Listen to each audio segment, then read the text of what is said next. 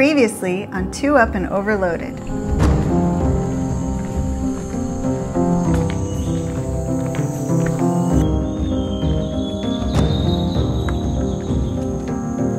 We ventured into the jungle to explore one of the world's largest caverns, the Great Cave at Niah Caves on the incredible island of Borneo.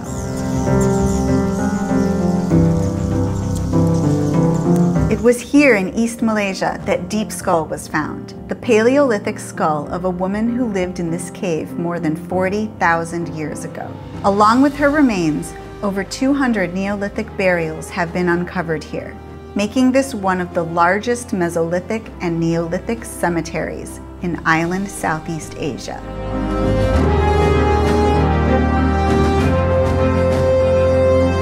And if that hadn't already sent a shiver down our spines, we were about to make our way deeper into the cave, where we would come face to face with some very creepy, very not dead cave dwellers.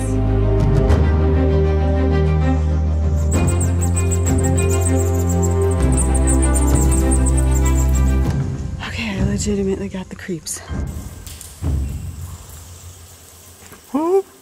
Hey everyone, nice to have you here. We are Tim And Marissa, no tear. I ride in the front And I'm in the rear. We travel the world and we pack too much gear. Oh, all the places we'll go. Through rain and through sleet and through mud and through snow. Oh, all the things we'll see. We've been to a country or 2 or 3. Oh, all the fun we've had. You have you along would make us real glad. So give us a like and Hit subscribe to join us along our epic ride.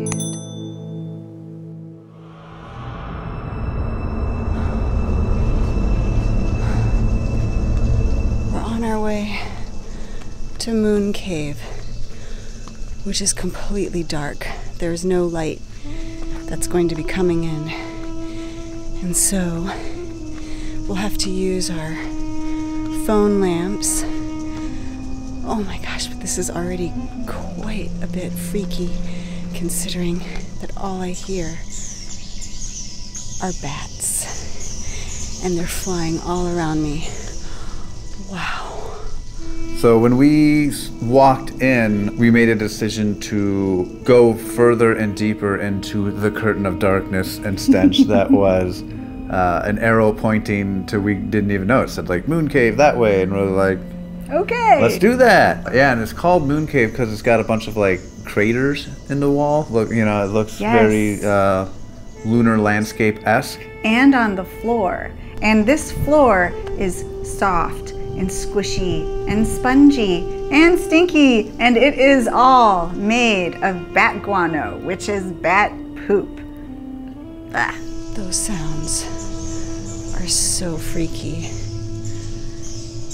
The floor is just bat guano, which is their droppings from centuries of probably millions of bats.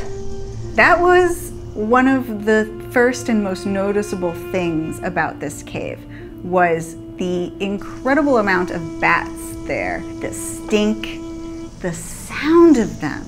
Yeah. Screeching, clicking, making all these very creepy sounds. They were not asleep during the day at all. No, all the vampire movies have lied to us throughout our lives. It's like, that is not, Usually Marissa calls me loud and stinky and poos everywhere. But now, just for context, throughout this video, she is not referring to me, but about the millions of bats. That's right. It's really dark. This cave is huge. I mean, we just came from the Great Cave, which had its own entrance. We're walking through a middle cave, Moon Cave, and it's ending up in Painted Cave, which is like another entrance on the other side of the mountain. It's like an entire tunnel of a giant cave. Sounds like radioactivity. Like it's like. Yes. Yeah.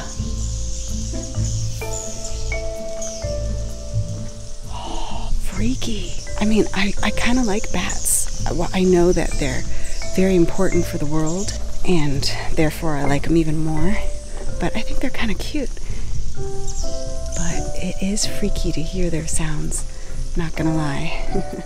So they had these little boardwalks that we could go along, and some of them had railings. And Don't touch the railings. Yeah, they were all Lesson covered. number one. Yeah. Ugh, bat poop everywhere. I could see when they were constructing it that the railings sounded like a really good idea. Yeah. But unless someone goes in daily to clean them. With a little scraper tool. No way. No. If you were like to lose your footing, you're like, oh no, I need support, and like grab the railing, it would slip off, burn an acidic hole through your hand. Yes. And you'd be like, ah, turn into the crypt keeper and just die. So, don't touch the railings.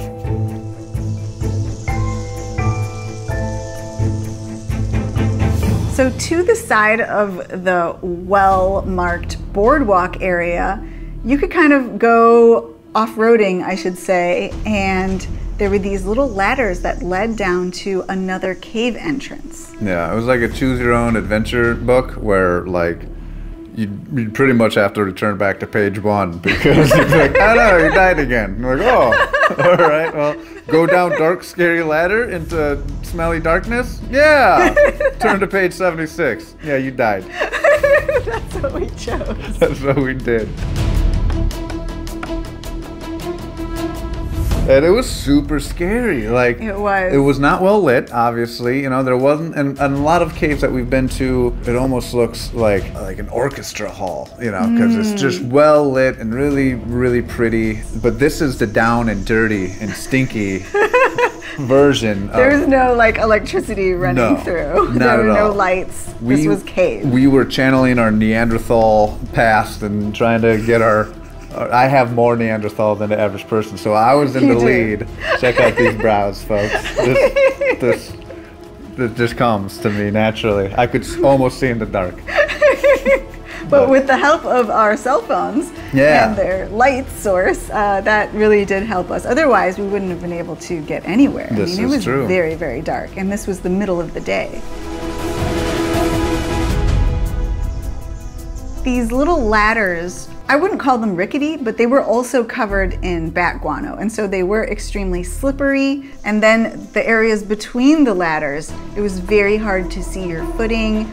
There were a lot of loose stones, and there were some boards that were kind of put around in different places, and some of those were loose as well. It was pretty treacherous. It was treacherous. It was like trying to find the Holy Grail in Indiana Jones. Like, there's caverns that, like, you look down with your lamp and, like, it just goes into dark. Like, there's nothing shiny. Like, I don't even know how far down this goes, but 10,000, 40,000 years from now, they're going to find, you know, Deep Skull Marissa. You know, with their little stupid headlight on and her iPhone, and be like, oh, look at the primitive technology.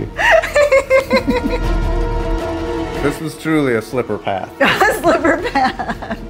And we got to a point where I would have, well, Marissa would have said, let's not go any further. But I heard a guy, a dude, like, Yeah. and I was like, well, somebody else has made it this far. And it was either going to be a Neanderthal who had secluded himself, or, you know, a Neanderthal who had secluded himself. Oh my gosh, that was so scary. I'm not a spelunker. So the guy that we had seen was actually a worker there. He had been collecting trash, which I don't know blows how my I got mind there. that anyone had been there before us besides the people that put the ladders there. But yeah, he was just going all over the place, and so that gave us the courage to continue on to this beautiful cave entrance.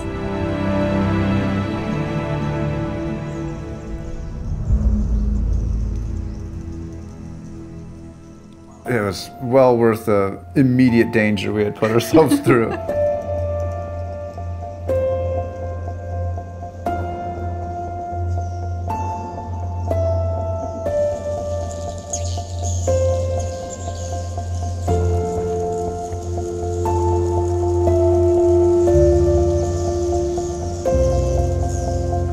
Okay, so I am feeling dizzy still from being still like congested in my sinuses and my head from being sick, and so I think that's why the little trek over here felt very, very unsteady for me, but now we have to make that trek back. So here we go.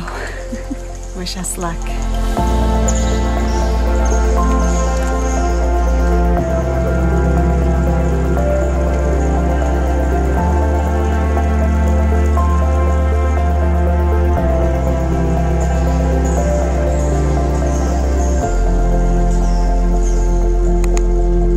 There was definitely a lot of teamwork going on, getting around into this pitch darkness of, you know, where the footing was. You know, I just really wanted to make sure that Marissa was safe, so we took it extremely slow. You saved me on many occasions, and you guided me.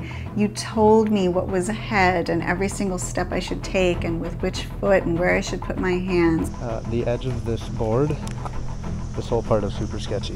Don't step on the edge of this board. Yeah, I wouldn't have been able to make it through any of that if it wasn't for you. You're too kind. All right. Here we go. Oh yeah, very, very, very, very slippery. I'll put your hand here. I'm gonna move, okay? Okay. Some of my helpful words was like, it's both slippery and grippy. Now proceed forward with this newfound information. We were tethered to each other, so if you fell, I would have gone with you. And they would have found 2 humanoid bodies 40,000 years from now. It was mostly the confidence you exuded, the knowledge that you thought and knew that I could do it, and that you had made it this far and you were there with me, and so that gave me the confidence to accomplish it. This is true. All right. Now this is like seriously the most dangerous part. So. All right.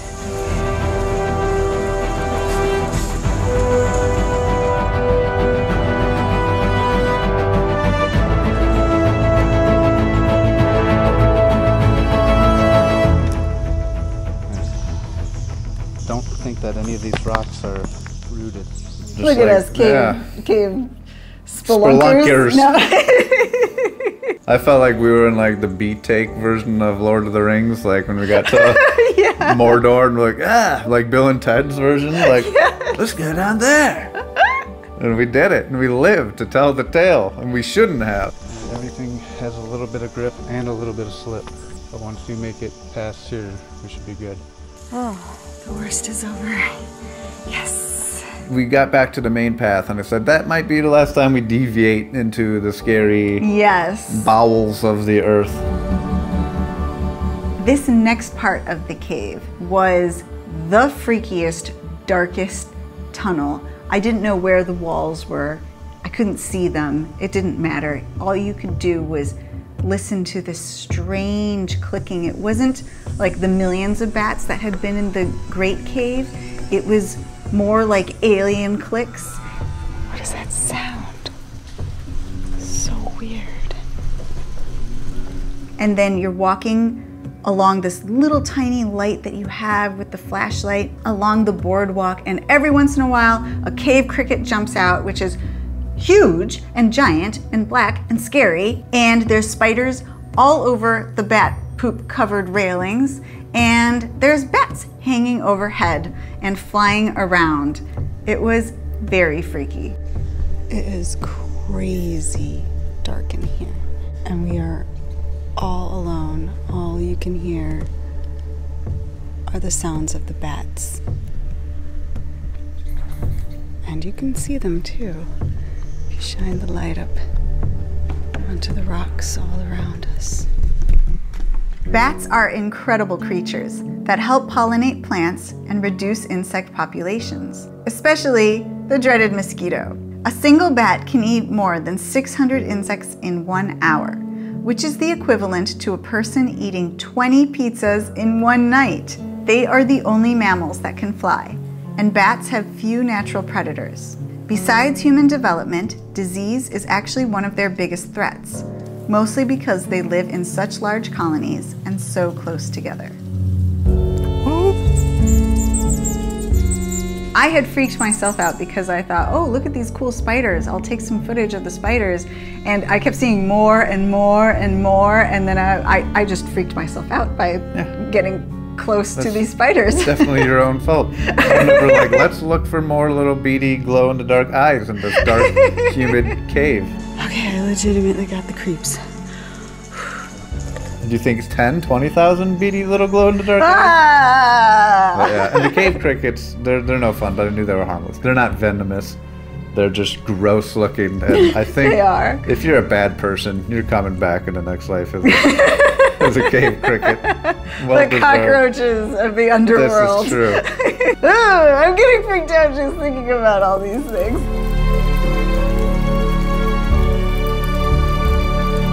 Although they might look huge and terrifying, cave crickets do not pose a threat to humans. They are not venomous and are not known to carry any diseases. They do not have wings and do not chirp like normal crickets. But they are scary because they live in the dark, can resemble spiders, and can grow to be very large. I am getting creeped out. Looking at all these giant crickets and spiders. Ugh.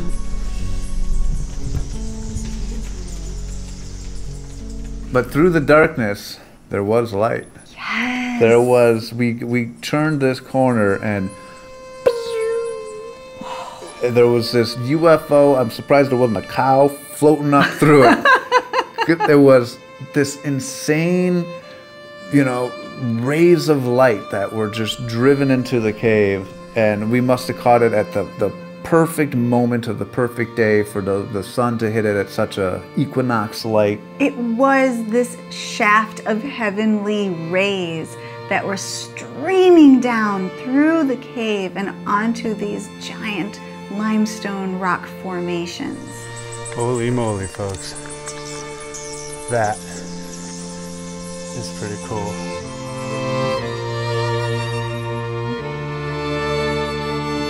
It was a giant chamber, all lit up with basically a waterfall of glorious light. It was amazing. It was super pretty. And usually I'm not like, this is a super pretty dude. I am. I like super pretty stuff. That's why I married you. Aww. But this was wowzers. There's a, right? That's good description. You have your glamorous waterfall of light and I got wowzers. We were the only people we had seen except for the guy, collecting some trash. Yes. I don't know. I don't know why this was not just full of people appreciating this to catch it at this moment in time of the day.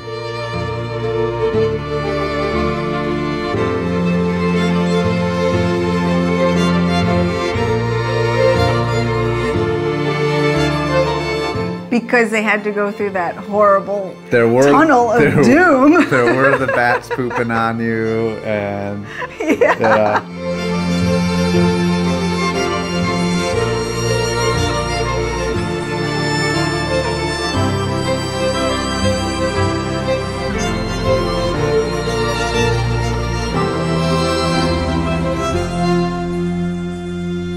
we knew we needed a well-deserved break to try to sit down. We were sweating. It was stinky. We were hungry. We wanted water. I mean, I'm really, really enjoying this. This is unbelievable.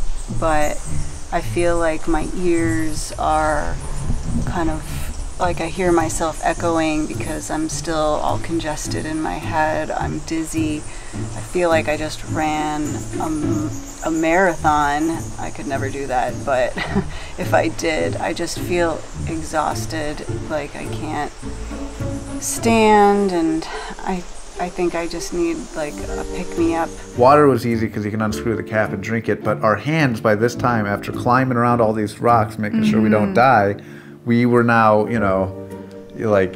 covered in bat poop. A putty from the Power Rangers, just poo hands. I think we got some cookies. Cookies, yeah. But the problem is, we're covered in bat guano.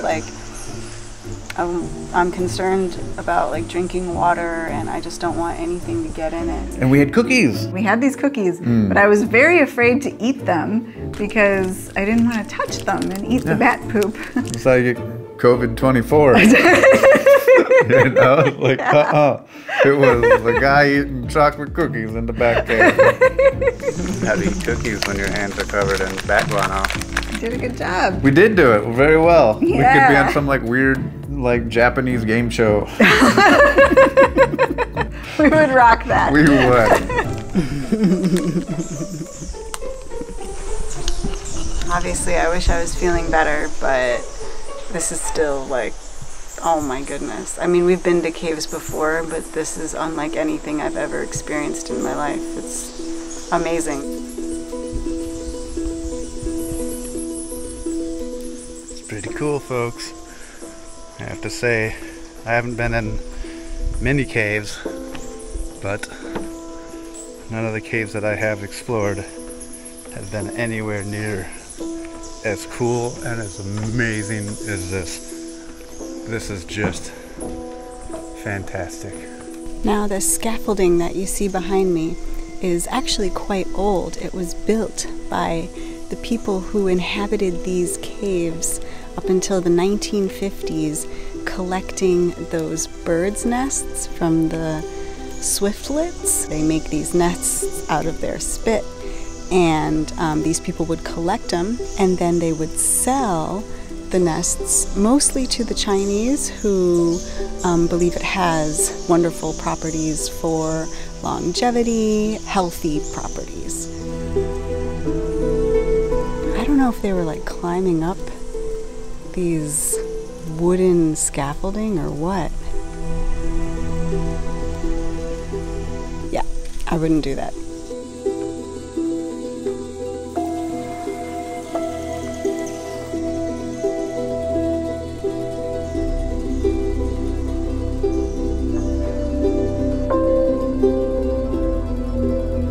And then we got to a guardian. Cave snake! Cave snake! It's a huge snake right on a rock that the walkway goes right past. Boo! Cave snake? I have no natural defense of that. No way. And this was unnecessarily long. Just like, it started over here and it was just wow, wow, wow, wow. It was just... It did not need to be that long. Just, I don't know what it did, but it's like, dude, stop eating for a while. Cave snake? Yeah, I'm not a fan. The problem with the snake was that it was on this rocky ledge that was about head height, hanging over the place where we would be walking. Where the poo-poo stairs were. Yes, on the boardwalk. We almost made it out alive. And then we ran into cave snake. So it was hanging over with its head out, sticking out its forked tongue, right where we were supposed to be walking. Not my favorite. There's no way. Like, I took pictures, I put on my telescope zoom thing, I got close, and I just, not things that slither and have forked tongues, like, no. Again, this Neanderthal primitive mind was like, snake bad, Marissa. Snake bad. I don't know if we should go past there. We can do a muddy way. Yeah, I think that would actually be less dangerous. We were able to find an alternative route. Just keep in mind that snakes can like move really fast if they want to, so we just should probably keep our distance. I don't think I'm gonna spend a lot of time in this painted cave because I kind of want to keep an eye on where that snake is at. We made it past the snake of doom, which is very thankful for. I do not like snakes, so that was creepy. But we have to go back past it, so. Okay, so this is not the painted cave. Painted cave is still to come, it says. So now we have to walk through the forest again. The walk to the painted cave was beautiful. Again, we were just submerged in this gorgeous jungle that was humming and buzzing.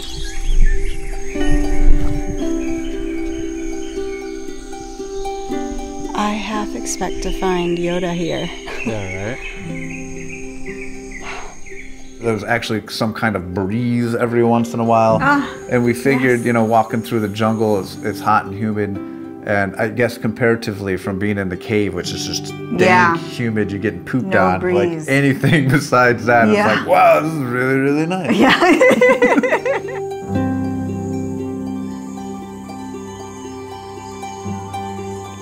I think I could be happy like walking this trail every day of my life. This is the most beautiful walk.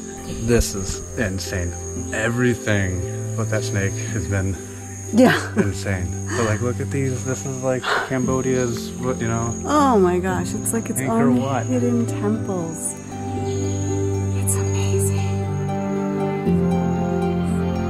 Look at this vine thing. Right? What is Like this? papayas? Like vines grow papayas now.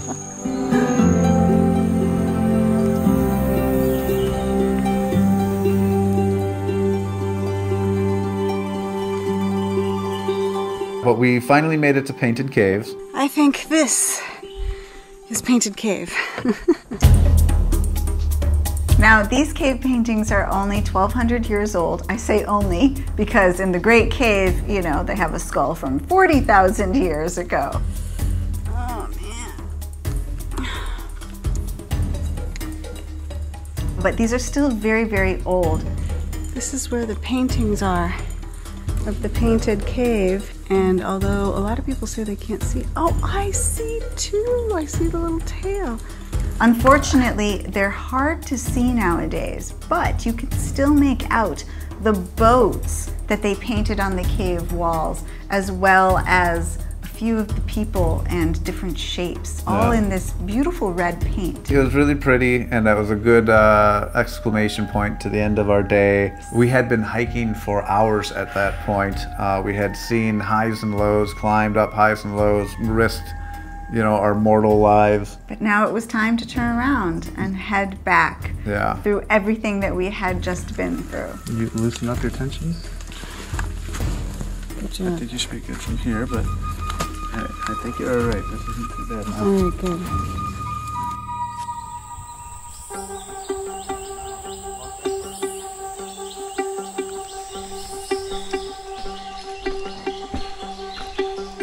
There's the bat cave in front of us, and I can already smell it. I mean, there's just 20 tons of bat guano.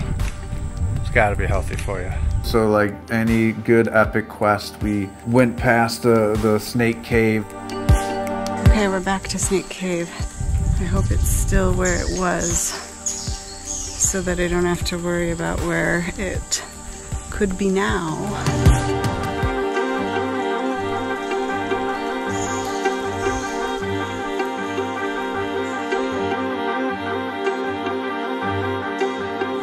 There's a snake. So nervous. Just go slow. Just go slow. He disappeared, which is good and bad because he wasn't there anymore, but then we didn't know where the heck he was, which is not good. Go on a date with me?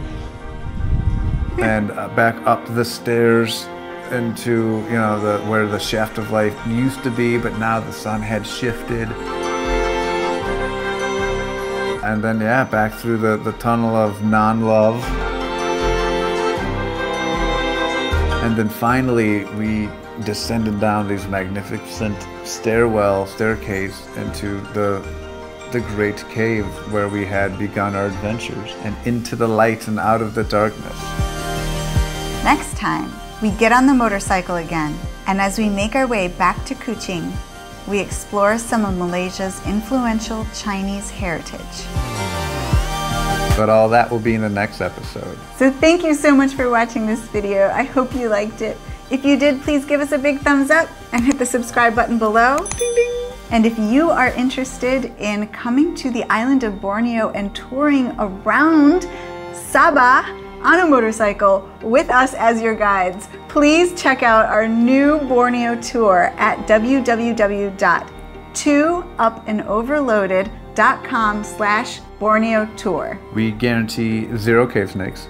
Yes. And we guarantee an amazing time. And we're excited to say that we've actually sold out 2 tours, and there is a 3rd and final tour available in March of 2025. And we'd love to have you along for the ride, riding along beaches, snorkeling, seeing sea turtles, Mount Kinabalu, and all these incredible things that we've been able to see. It'd be fantastic to have you right there alongside us. So check that out in the link in the description below, and we'll be seeing you next time. Stay safe, everybody. Bye. Peace. Yes, stick to the boardwalk covered in bat poop. Yes, this is true. Be safe and stick to the bat poop is very literal. Like, yeah, everything was, it was like walking around a 7-Eleven after a slushie had spilt on the ground. Ew.